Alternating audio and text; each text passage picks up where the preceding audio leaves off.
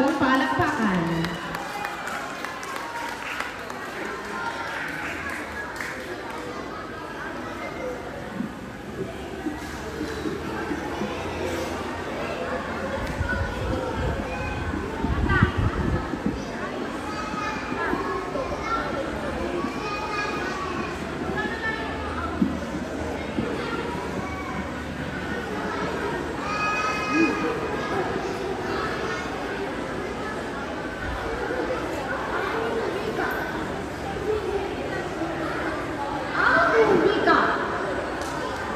May sariling wika ang ibon at isda.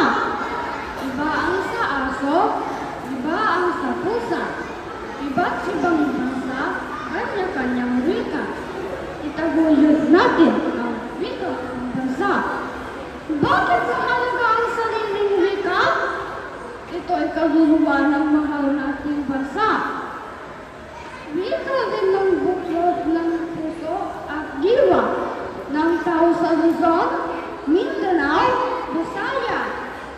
Wikang Pilipino pag ating ginamit puso, isipan, at isa ay makakamit.